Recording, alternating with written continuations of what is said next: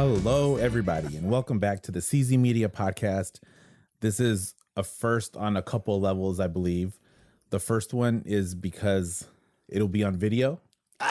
Man, we're gonna be YouTube famous, Eric. Well, that's actually a real thing. That's I don't know if we'll quite be there, but it's worth a shot. Let's give it a go. We're gonna give it a go. So we hope you guys enjoy this. I'm gonna try to not look into the camera, but I probably will. Oh, sorry. And then the other first is I've completely changed my hardware around. So I probably shouldn't have done it without a full proper test. But there is nothing like just doing stuff and see if it works. See what happens. Yeah. If we burn down, then we burn down. But thank you, everyone, for watching and for listening. Don't forget to subscribe on your favorite podcast app. I'm on all of them. Subscribe on YouTube now that me lovely face is going to be on there. I'm excited about that. And then don't forget to check out the sponsors, Rancho Bravo Tacos and SoleMates. Rancho Bravo Tacos, great food, margaritas, get some food, enjoy their patio, do some people watching. Man, it's Capitol Hill. It's pretty fun. Or their Wallingford location. And then SoleMates, if you're looking for any sort of super hype, rare sneakers. Do you like Jordans? I mean, I don't own any, but yeah, they're nice. Are you more of a Yeezy guy? No, God, no. Jesus. Nah, I'm more of a, if it fits and it's comfortable kind of ass hat. Well, we have those too. So check them out. They are at SoleMatesSeattle.com. We have a website. Buy it online. We'll ship it right to you. Come in the shop. There are about 800 shoes in stock right now. Oh, damn. I think we have the largest selection of collectible and heat shoes in the area. There's a lot. Nice. We have a lot. So, yep, do all of that stuff. Now, today, Eric, I'm not even going to try to say your last name because I completely butchered it last time. Margaret. Yeah, there you go. There we go. That's okay. It. I did practice a little bit. So I'm very excited because this Friday, so it's a few days away, one of my most favorite things to do in Seattle is coming up. Nice. And I thought, what better person to come and chat about it than someone who is an active part of putting it all together, running it. Sure. And my buddy, Eric. So tell us what it is, Eric. Crypticon Seattle is primarily horror convention. We also do some dark fantasy, costume contests, the usual stuff you see at a lot of conventions. Mm-hmm.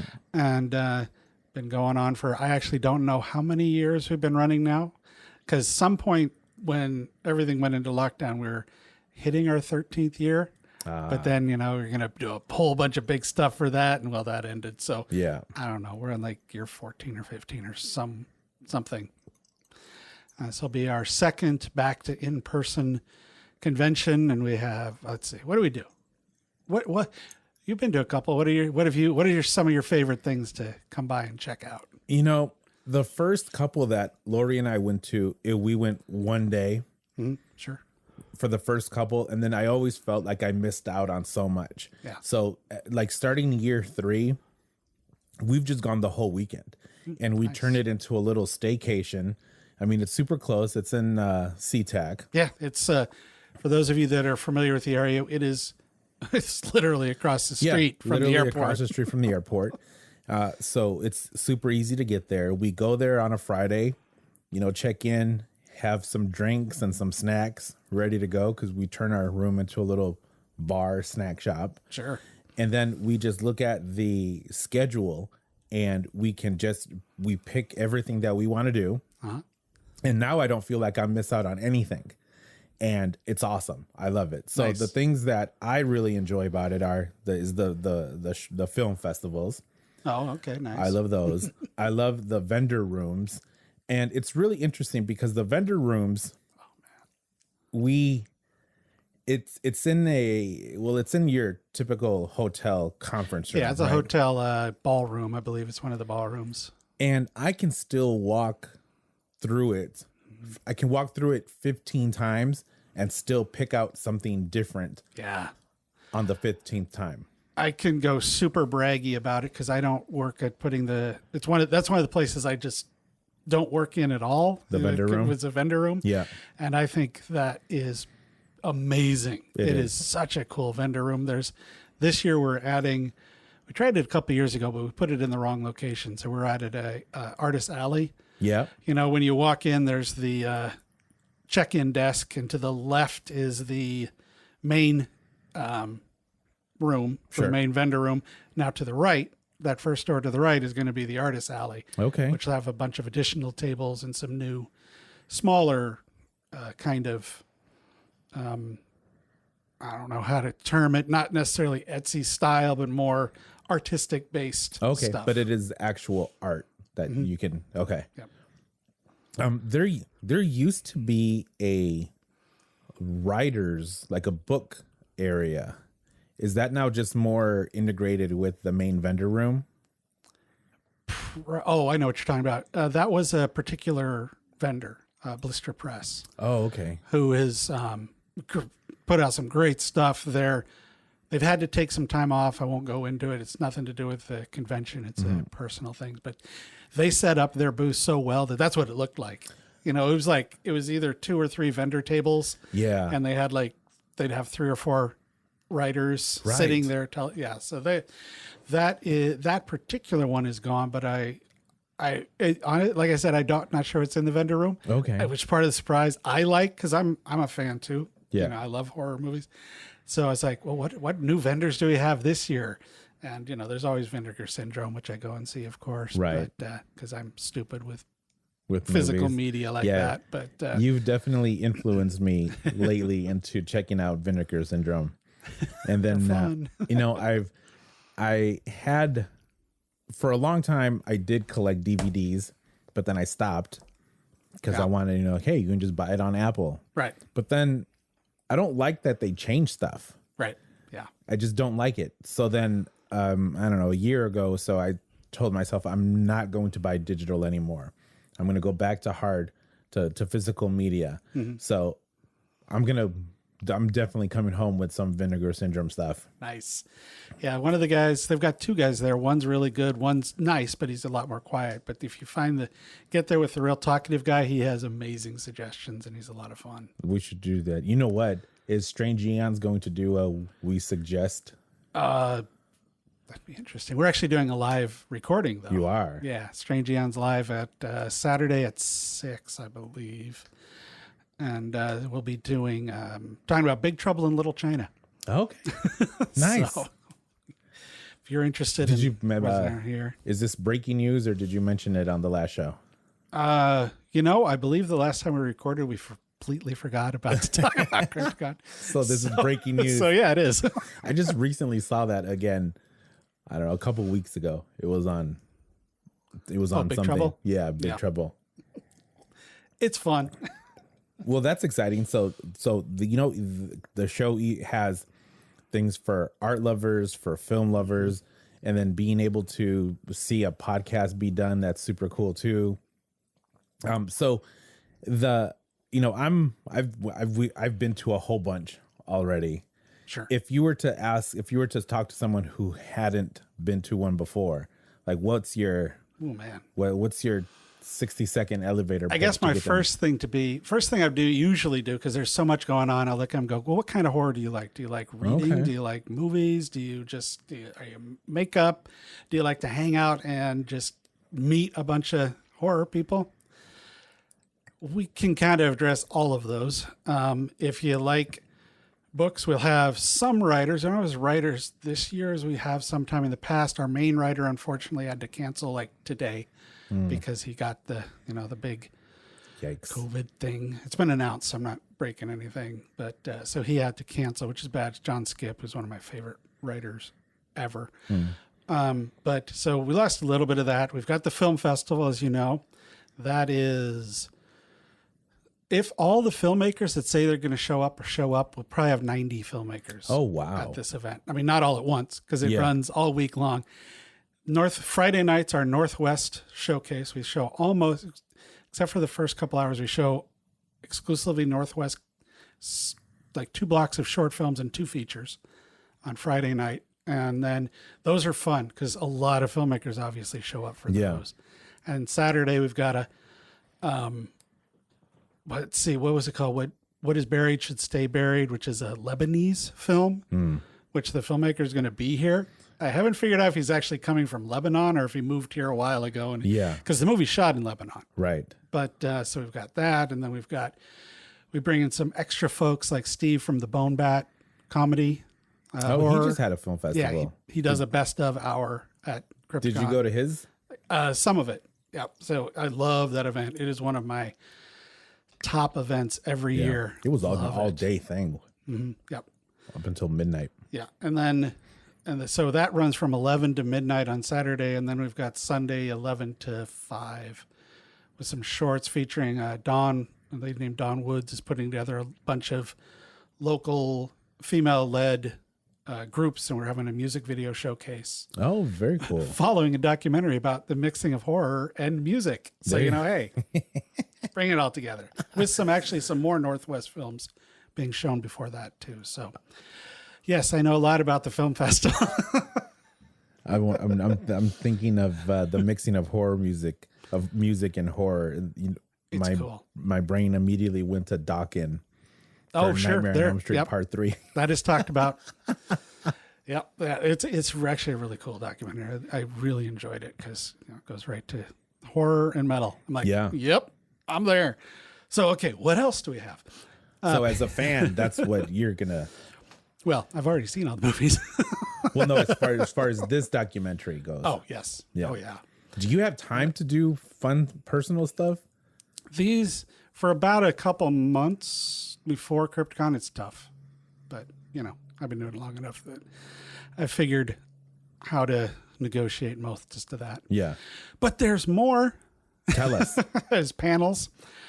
We bring in local, a lot of local people, and then some of their guests will take part in panels or Q&As where they talk about their careers, or we'll talk about the most disturbing horror films ever made is one of our call an evergreen title. Right. It's always popular. That's clickbait at its best. Oh, definitely. With actual substance. Yeah. And then a FilmWorks series. Vanessa is going to be talking about editing. Oh, okay. Movies. Vanessa from Strange Hands Radio. Yeah. And Kelly's got a couple panels in I wish I could remember. I mean, it'll be at Strange Hands Radio. Right. So, it'll be there. So the editing and filmmaking. So a lot of these panels are, if you are interested in writing or in making movies, you can go to these. And if you're, is there one about podcasting? There was one last year. Yes, there is. Directly in front of us. Okay. There's a how to do a podcast. Yeah, there was a how to podcast. Mm-hmm. So if you are interested in actually participating and start creating, they help with that too. Last year I went to a writing. I like the idea of writing, but my brain completely revolts. Sadly, I figured out several years ago that writing's just not. Yeah, it's just not for me. But I really did enjoy going to the panels. There were about 6-7 filmmakers, and I asked a question that okay. In all honesty, I thought that I was just going to get a boilerplate answer, and I was really surprised at the answer that I got. Basically, my question was, is as a writer, if you write these characters who are very unlike you, how do you break that barrier? So, for example, if I were to write a story, but one of the characters was a hardened gangbanger who used words that I never use. Sure. Like, how do you, as a writer, then say, okay, I have to put aside my own beliefs and then be able to write how this person would actually, communicate, speak, and behave? That's a great question, man. And, I thought that they were going to say, oh, well, you have to be mindful and you have to, now in these times, you have to be more. They didn't say that at all. They just said, write what you feel. Yeah. And I think one of them said, if you have reference material, whether it be personal or through someone else, you can use that. Yeah. But then just write how you feel. And I was like, okay, I mean, that's a great answer because Yeah. that's sort of how it should be. It shouldn't be this write things with the thought that, hey, I might get in trouble for this. Yeah, we've run into that a little bit with the films because it's a horror convention. Now, I'm aware that there are families literally walking in and out of this room. Yeah. Any hour of the day. So unlike my previous convention where I screened a Serbian film, I'm not going to screen that here. Where did you do that? I used to have a film festival called the Maelstrom International Fantastic Film Festival. That's a mouthful. And it was at SIF. We rented SIF Theater and ran for a couple years. And so that's a closed theater. So we 18 and over only. We did an intro about it. So that was fine. But here where I've shown films, I got not yelled at. She was polite. But there's a lady that was upset with me with one we showed a few years ago called Blue. It's an Australian film. And it was about probably a 7 or 8 year old that was kidnapped, put in a barn by an older man, and his sister, who was maybe a year or two older, attacks the guy and quite graphically cuts him up. Nice. She, take a little treasure if you get where I'm going with. Right. And it won Best Short that year. It was a phenomenal short, but its content was rough. That's about as far as I'd push it. And I got yelled at a little bit for that. But it's tough. It's a horror convention. There's going to be stuff that is not going to fly. Right. I mean, it's horror. Mm-hmm, exactly. I mean, it's supposed to. Exactly. Yes. Like there's a reason the disturbing horror films is our evergreen panel that everybody wants every year. Yep. So, so that's fun. The other panels like History of Child's Play, because we have a couple Child's Play guests, deep cuts. I think Steve's from Bone Bats on that one, with about the strange, unusual films you may not have heard of, which obviously I love that. If you've ever listened to Strange Hands Radio, I tend towards the weird shit. Or mythology and folklore and horror. All the ploitations. That one sounds interesting. So that's the panels. Then, of course, there's classes, how to make a zombie. Yep. Or how to maybe run a haunt even. Right. So there's a lot of vampire belly dance class. Oh, yeah. That's a good one. That should be interesting. And, of course, cosplay. I got some of that. A contest you can watch happen. The Crypticon Seattle Makeup Contest is run by Bob, and he does this great job of putting together some good people. And our VIP guests can volunteer to be made up. Oh, that's a perk for being VIP? Yeah, one of them. Yeah. And you're made up right there at the convention. Okay. And who's the dude who's been on TV shows? Is that who you mentioned? I forgot his name. Dutch. About Dutch. Right. He does his own stuff. He usually does classes because his brilliance is airbrush. Yeah. So that's a little different than the makeup contest is generally more physical building of stuff with prosthetics. But I think we've had airbrush people win in the past. Okay. So, but yeah, Dutch is a fun. He loves doing classes. what he does. Yes. Let's see. What were some of the other? Oh, okay. Now let's say you love famous people. Okay.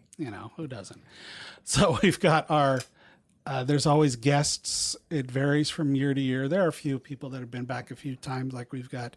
I think this is the third time Bill Mosley's been here. Yeah. But who cares? He's phenomenal. Man, that's one of my prized possessions up there. Oh, is my House of 1,000 Corpses with him and Sid. And you can see it right now on the camera, maybe. I don't know. The big guests this year, we've got a couple big ones. We've got Bill, obviously, Cassandra Peterson, better known as Elvira, who is appearing as Cassandra. She will not be. She probably cost a whole lot more in costume. Oh, yeah. Oh, yeah. She is. So I've. Was she here last year or was it couple years? It's so hard before COVID? I think it was before COVID. I think it was a pre-COVID thing. But my wife loved her panel because great. she just, I mean, she is how intelligent she is, and how the advice that she can give to people coming up in the business, and the pitfalls that she avoided by doing things a certain way. Yeah. Very inspirational. Yeah. She's, if you want some of these, go ahead. Oh, thanks. We are lucky in that we're not, it's not a convention nobody shows up to, but it's not Emerald City Comic-Con Right. where you get 100,000 guests. So you see a guest and you go, oh, cool, sign, bye, go. And it just becomes a massive turnover. You can get some time with our guests here sometimes. And some of the guests have been phenomenal with that. Part of the reason Bill keeps coming back, he's just that kind of guy. And like you said, Cassandra is a guest like that. We've got a couple new ones we haven't had before, like Dana DiLorenzo, who was in Ash versus the Evil Dead. Okay. And stuff. She looks like she's going to be a lot of fun. Phil Fincaro, who's brought from Troll, baby. And Willow, and a couple more, like William Catt, who's silly when they're like, oh, cool, the greatest American hero. Man, my wife loves him. My wife loves that song. Oh, man. She loves that show. It gets stuck in your head. It stays there a long time. She explains this premise to me all the time, and I mostly, it's a bit for me where I just tell her, like, why do you like this? Where he's like, he has these powers, but he doesn't know how to use them, and he doesn't know how to land. I'm like, okay. I haven't watched it in a long time, partially because I started to watch it many years ago and realized, oh boy. Yeah. I don't know if I want to rewatch this. I would rather rewatch Carrie. Yes, he's in that. Yeah. And Christine Ellies and Alex Vincent, both from the Chucky movies, various different ones. I mean, Aline Dietz, who's coming up with a Northwest film that she shot in Portland. Okay. She plays on Calvin's film that plays on Friday night. And I think it's great. Beverly Diano, Matt Shaw, Eugene Clark. I mean, it's fun. There's always somebody you walk in and go, oh, shit. I know who that is. I mean, yeah. I mean, if you are interested, if you dig horror and you go, you will. I mean, you might not know their name, but you'll go and then you'll see them and you're like, whoa, this dude was in, Carrie. And I had probably one of my best moments last year because I met Joe Bob and Darcy the Mail He's Girl. great. She's pretty. They're a hell of a group. Man, when they come together. They are. I have what I got signed from them right here. I watched. I'm glad. Well, they're back now, so the season has started again for him. And I just love hearing him speak. Yeah, I just love it, and I felt like a full on fanboy when I got up to the table, and then I just said, Joe Bob, I think you're really cool. I felt like I was a little kid talking to him. Yeah. I said, I really think you're really cool. And the one thing that I stole from you that I use all the time is saying, if you know what I mean, and I think you do. And then he laughed, and then Darcy laughed. Nice. Yeah, see, that's the kind of shit I was talking about. Right. You can kind of talk to him and get to know him a little bit. Yeah, I'm real late to the Joe Bob Fair because I grew up in a small town that he wasn't on the air. Yeah. And I first read his books, which are phenomenal. So I was like reading those going, shit, this guy's great. And I didn't see anything he'd done until he came back on Shudder. Okay, this is what I should know this. I thought his books were movies and then his review of the movie. Sort of. He's got a book on most disturbing films ever made and the most erotic films. Oh. And it's more like a history of the whole concept of what was going on and how they came about. They're amazing books. Okay, They're I'll have to so check good. those out. I hope they're still in print. I don't know. I haven't looked for a while, but I'd hope so because they're, some of the best horror writing out there. Yeah, I was super happy about them. Yeah. Let's see what other crazy stuff goes on. There's we've got what is this? I'm looking at the wrong screen. That's all right. We've got the Iron Man art contest, which is fun. Alexandria RPG Library, which is kind of a new thing. I think we started 2 years ago, maybe. There's a guy up. I think if he's in the same place, he's near where the Evergreen Room is, where the film festival is, and he's just got a bunch of games, and you come in and play games for a while if Yeah. you want a distraction or something like that. So it's a nice break from Yeah, what's there's going on. usually those corridors that lead to the film festival are full of people playing some sort of game. Yep.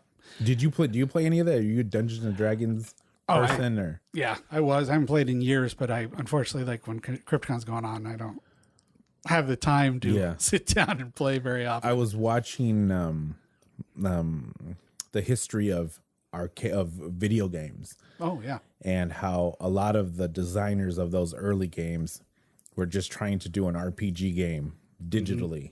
And it's really interesting to watch. Like Zork and stuff like that. Yeah, like Zelda. Zelda. Zelda. Zelda, Yeah. There's quite a few of them. But yeah, my cousin was into Dungeons and Dragons, and I think I played one time. Yeah. And I just like, okay, maybe not for me. Depends. You get the right DM, right, and it can be a lot of fun. See, I'm a nerd enough to know that means Dungeon Master. There you go. There was a game a long time ago. I believe it was called Chiller or something like. It was a horror-based RPG. And a friend of mine goes, "I got a guy who DMs this. Well, actually, game masters it in that case." And it's phenomenal. So I was like, okay, let's go do that. And he goes over and we start playing, and he's got music tapes playing, and he's got sound effects going. It's a whole production. Yeah, it's like, wow. But speaking of guests earlier, with your House of Thousand Corpses there, Yeah. Sid Haig was at the first Crypticon ever. Right. Greatly missed guy. He was great. So that was the first one? Well, he's been at a couple, but he's at the very first one. And he did a political speech. He was running for president.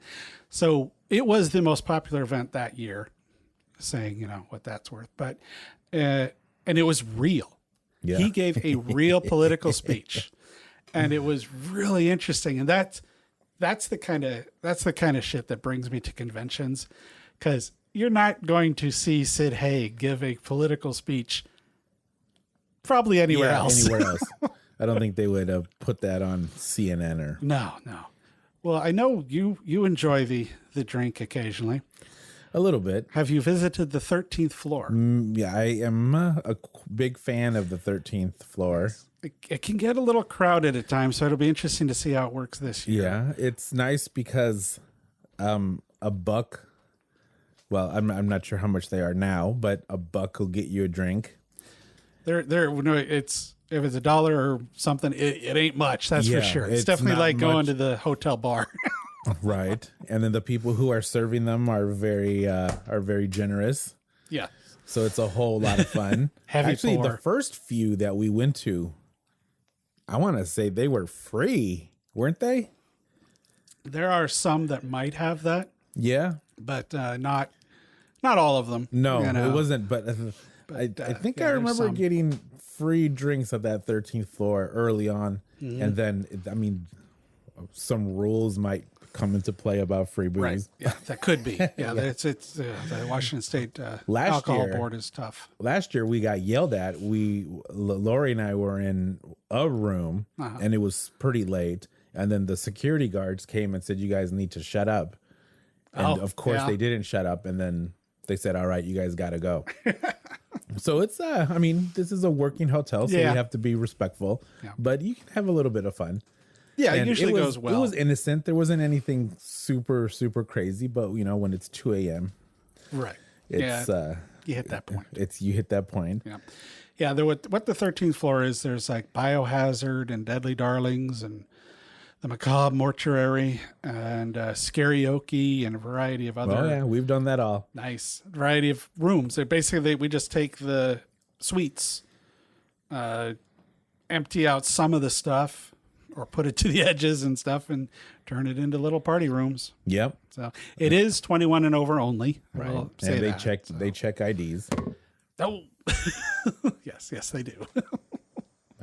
Hope my buddy Dan doesn't see this because he would get mad that I hit this mic like that. Yeah, well, but it's so the good thing about before these rooms turn to party rooms, aren't there like board games and things that you can do just to hang out there? I think a few people do that. because we've met one of our really good friends in that biohazard room before, like earlier in the day. We were playing Cards Against Humanity.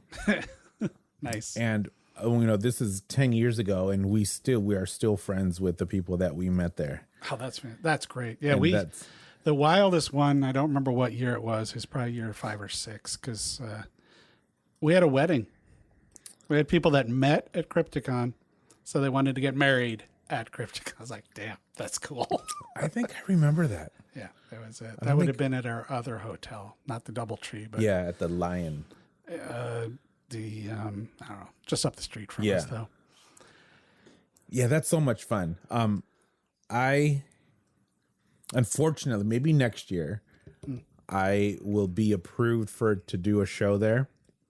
And what I had planned to talk about was to talk about how friendships can be made at Crypticon. Oh, nice. That was going to be the whole premise of my show. And I was going to do it with either you or with Kelly and say like, hey, I mean, you can, like, this is a place to come and meet if you are into this stuff, even if you're not super into it. But if you want to meet people who are, it's like a cheap word is just to say cool, but it's more of are open, like really open-minded for the most part. Yes. That it's accepting, but not in the accepting that, the generic accepting that a lot of how it's used now, that word. But you can meet all different types of people, but having common ground on, a few things of, a movie or a book or an author or, anything. Yeah. Well, the horror look, especially if you're really into the, like, you always wear the black t-shirts or you always got a leather vest or something like that. You can get weird looks. Yeah. Wandering around. I used to have hair down to my ass, so I know how that goes. And it's a place that doesn't give a shit about that. As a matter of fact, it's celebrated. It's like you walk in there with some incredibly weird, obscure death metal band or black metal or something like that, and somebody there is going to know it. Yeah. Or have seen them, or maybe even freaking knows them. The weird connections that can happen here are really cool. It can be, if you're really unsure and you go places alone, because I do shit like this because interacting with a large group of people is tough for me. Being on stage is easy. Yeah. I don't care. Put me in front of 300 people, fine, whatever. They're all faceless. Yeah, put me in front of 3 people. I'm like, okay. But so I like that because I know everybody there has at least a common interest. Right. Even that's why we're here. Mm-hmm. Right. So I don't think I've had one negative anything about it. I've never, I don't know if you know this about me yet, but I am easily annoyed. Ask Kelly. If you think he's a grumpy dude, like he has nothing on me on grumpiness. Not one thing to say. No, not one, really not one. It's just like, it's all just a whole lot of fun. Like probably the only thing that I would say is I wish there was more stuff, like more panels, yes. Right? Like more things to do. Because in the downtime, we go to the room and drink. Well, sure. Yeah, there's a lot of that. There's, there's conventions around in the area that have been around for decades. That's kind of their main thing, is that. But I think if you're looking at the panels, you're looking at the stuff, you'll probably find something to do. Yeah. The film festival's always running. The panels are not quite as often. They end a little earlier. Part of the reason I do up to midnight movies is because the 13th floor is 21 and over. Yeah. So, you don't want to go to that. Come see some movie. But yeah. No, I mean, okay, we'll talk about the panels. Yeah. Like if you go to the website, check out the panels. And if you are interested in anything, make sure to put a note in your, make a calendar entry, make a reminder to go and see it, because the people who are hosting these panels are knowledgeable, want to share the information, and probably have an answer to a question you might ask, because since they're active and they're doing, have come across it. Yeah. So this isn't like just, someone just talking about something this is like what they're doing. So it's, if you are interested in the writing or the editing, but man, I'm going to go to the Vanessa editing because I like editing.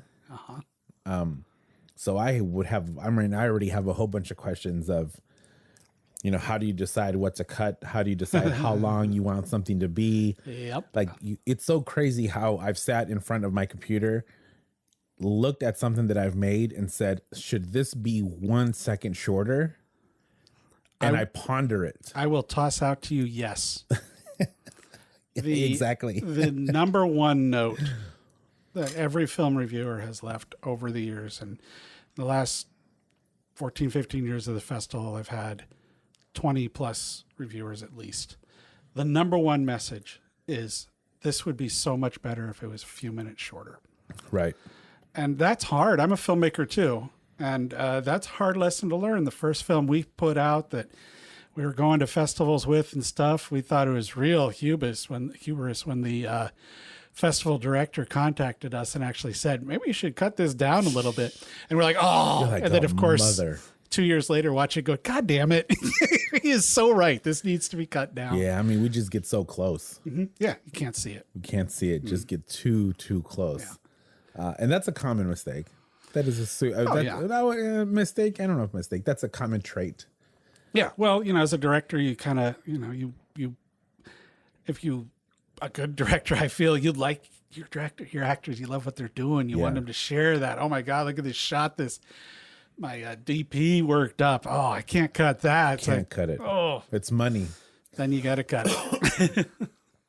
So yeah, no, I'm super excited about that. The only thing that I have not been privy to in all of my years going to Crypticon is the VIP 13th floor area. Sure. I wonder if I can weasel my way in there. Technically, and I'll be perfectly honest, I'm okay with this. I'm not supposed to go in there. No? Right. Hey, it's for the VIPs that have paid to go in there, that have done the stuff, and they bring in the guests to hang out up there and do some. I don't know all the stuff they've done. I've been in a few years, but it used to be a lot more loosey, but had to tighten down a little bit just because too many people are getting in, and it was becoming a crowded thing, and it was not as much fun. Yeah, you're right. If you paid for it, putting people up there dilutes it, and that's no fun. What you gonna do? I'll have to corner Bill Moseley in the elevator to pick his brain about Chop Top, or how he can just be so mean. His acting, he is one of the most terrifying people. And there isn't a superpower or anything. It's not like he's just one mean individual. Yep. He scared my girlfriend at the time out of the room when we were watching Texas Chainsaw 2. She's like, I can't watch this guy anymore. Yeah, he is petrifying. Yeah. Imagine running into that guy. Oh, jeez. But I've seen him be just himself, and he's just he's a great guy. Mild-mannered. He's a wonderful guy. One of the things we really like to get, and you don't always know when you book the guests. Overall, I'd say we've been almost completely successful at this, is there are guests that get it and understand that these are people, the fans, these are people that love you for some reason, and they treat you great. Some of the bigger ones, when you're getting into the giant guests, that doesn't connect anymore because, they're so disconnected. Right. But, guys like Bill and Sid was a wonder at this. Man. They get it. They know, okay, this is really cool. Plus, it's a little bit more income. Why not? But because they're not making $30 million a movie. Yeah. Yeah. And it's, they're, they want to keep their popularity going to continue to be invited to these. Oh yeah. Yeah. Yep. Man, I'm so much looking forward to it. Can we talk a little bit about what my responsibility is? Sure. because I actually have some official duties. That's right. I have duty. sorry. My 10-year-old coming out. So I'm perfectly okay speaking in front of a group. Mm-hmm. So, give me instructions. Pretend you said in the email, you said get with me a half an hour before to go over through it. Well, you'll also need physical things on how to run the Blu-ray player and stuff like that. But the event itself, well, hold on. Before we do that, can we tell people what I actually did? Oh, sure. So I was a judge for the film festival. Yep. So I saw a whole bunch. And then now I get I'm actually very honored that you asked me to do this. Like, you didn't ask me, are you okay speaking in front of groups? So you didn't ask me, do you want to do any of that? You just said you want to be involved. And then, of course, I just said yes. And you're like, here you go. You get to speak in front of people. And I'm like, sweet. People. You never know. Yeah. The what it is every block, and the block can be an hour, it can be 2 hours, is short film, feature, or a combination of both. And before it starts, you want to come up, and what I do is I come up and I asked, hey, welcome to Crypticon, glad you're here. Here's some stuff that's coming up, because I know you love these films, but hey, there's also this stuff coming up. You want to come back and check out these movies or these shorts. So these are your personal recommendations? Yeah. Okay. And then there'll be I'll ask, hey, how many filmmakers are here? There's actually a couple reasons for this. I want to know what the filmmakers are there. I want the people that are there to know there are filmmakers in the room. Generally, because no matter how good or whatever I might think of a short, or you might think of a short, somebody's going to think it's the greatest short they've ever seen or the dumbest short they've ever seen. And it's never happened at Crypticon that I know of, but I've been, in a crowd, in an audience, when a filmmaker runs into a rough screening. And I don't think Crypticon's the place for that. We're not a theater. We're just a room full of people having fun.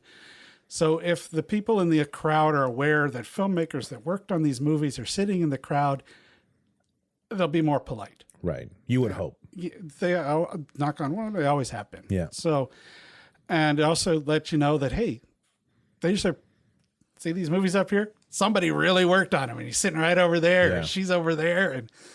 And so that's how I always start it. Then, you put the Blu-ray in, it starts playing. And then after the film is done, you'll stop it, because we've got a real strange Blu-ray player that automatically restarts every damn time. And I've checked every setting it has, and it won't stop. Luckily, I've been running long enough now that I've got a few people that sit in most of them, and they all know this. And they're ready to go. So yeah, if we're not there yet, they go back, they stop it. But, and I'm fine with that. Then do a Q&A, bring all the filmmakers up front. Sometimes it's tight. I kind of put myself in a rough place sometimes, because I want to show as much as we can. Yeah. And sometimes that leaves like 4 minutes left in the hour or something like that. So the very least, you want to bring everybody up and say, hey, here's all the filmmakers, give them a round of applause. If you got time, then you'll ask them general questions. There are 3 or 4 questions that everybody always asks if you go to the audience. Stuff like, how long did you shoot it? What did you shoot it on? Where did you shoot it? Things like that. And the only time, that's okay. And you almost never get rude or mean questions from the audience. The tough part with the audience questions is if you hang an open space long enough and you're kind of near that end where you go, okay, I know I need to wrap up, but it's not quite. Any other questions? Oh, good. No. We're good. We're going once, twice. We're good. Yeah. So that's the tough way to end it sometimes. But usually you've got some good audience members that'll ask some nice questions. There's good interaction. it's not a high pressure situation. It's not like when I screened at the Lovecraft Festival and I go up there and there's 500 people in the audience because it's a giant theater. Right. And you're like, whoa, this is wild. This is, And someone's going to ask, do you draw from... Oh, here's you go. From Grecian mythology to come up with this XYZ? Oh, here's the question you got. We were screening our feature years ago, and one of the audience members asked, did you ever consider doing this as a cartoon? I'm like, okay. well, yeah. No. Where did that come from? Thank you. I'm glad you enjoyed our movie. I did consider paper mache animation, though. There you go. Oh, man. Some of the stop motion shit. Ooh, got a couple real good ones this year. But I'm curious. The one in the theater, did you watch that one with the two people come into this old theater and buy some popcorn and they go in and crazy shit happens? Oh, yeah. That's a good one. That's a really good one. Yeah. Okay, so it's all right. And I'm assuming you don't want me to be hammered. No. Sorry. Okay. Drink in hand? That's fine. That works just fine. Okay. Come on, you've seen some of Kelly's panels, haven't you? Yes, I have. You know what? I'm curious what he's going to bring in his suitcase this time. You never know. I'm excited about that. Yeah, the only reason you can't, be out of it is because you got to work the gear. You got Right. to run the equipment a little bit, and you got to find the right disc to play or whatever. So no, I'll be ready to go. I will be responsible. Well, I hope everyone got sort of a feeling of what this festival is, what this whole show, because Crypticon, it's just fun. yeah. It's all fun, whether, like we said, whether you like films or makeup or special effects or, listening to people talk about how to make a movie, how to make a podcast, how to write, you're going to dig it. Yeah. The vendor room is filled with super talented artists and artisans, all kinds of artisans that, man, I have so much stuff in this room that I bought at Crypticon. I can imagine, yes. And I like it because it's not cookie cutter stuff that you just pick up at, someplace. It's like everything has a story, really. I've built a relationship with this lady who makes notebooks. And if you look at my row of notebooks over there, about half of them are where she does graphic art, puts it on a notebook. And for some reason, I don't write anything in them, but I love notebooks, but I must have about 10 of them. Yeah. And this is how much the circle of friends can happen. Okay, she's not my friend, but she knows me. Right. Is that I've seen her at Crypticon, but then last year for my birthday, Lori took me to a ghost walk in what's the place just outside of Centralia? I think it might have been Centralia, but there was a dark magic market or a dark market there, right? Which nice. It's like a mini vendor room. Sure. But she was there. The same vendor from Crypticon, and she recognized me. Yes. And then she's like, hey, I'm like, whoa, you got some new designs. And there you go. There's another 3 notebooks that I bought. Yeah. Another thing, along with those is you do the social media stuff, the Facebook. Yeah. The Facebook. I'd really fucking say the Facebook. The Anyways, Facebook.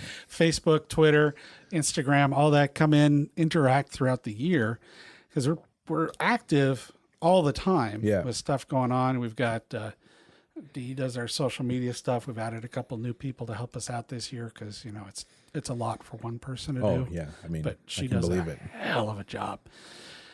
Oh, rough job. Be nice, people. Actually, almost everybody that buys a ticket that comes to Crypticon is great online. Yeah, man. Yeah. There's no room. There's no reason to be negative about any of this. It's like you're just gonna go and have a great time. The other thing that we mentioned is like if you're into toys, like there's a few toy shops that go and then sell their horror toys. I have Freddy up there. Oh man, way up there. I got him at Crypticon. I have an Evil Dead.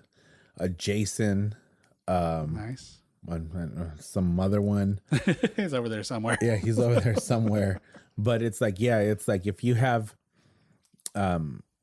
if you like art that isn't from Bed Bath and Beyond, you want something a little bit, Right. Yes. I mean, you can just go and get it. So I'm planning, like, I have some empty space up here. I'm looking to buy stuff. Nice. And it's like, I want a big piece for the entryway to the studio, which is over there. So I want a big, like, I'm looking for a big piece. And I thought about getting like reproductions of my favorite prints from photographers. Sure.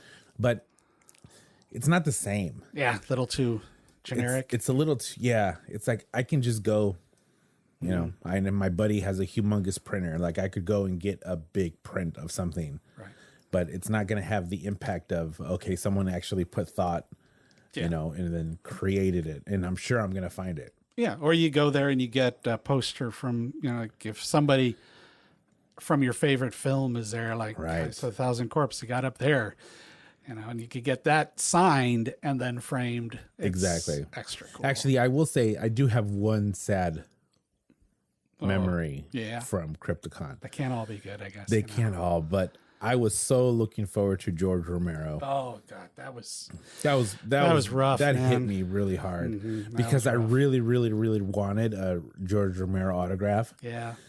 But I mean, he canceled, and you know, we all know how that went. Yeah. But then what that means to me is that I will never own a George Romero autograph. Yeah. Because I mean, you could buy one probably on eBay or something, but that's I don't buy, not the same at all. I don't buy autographs.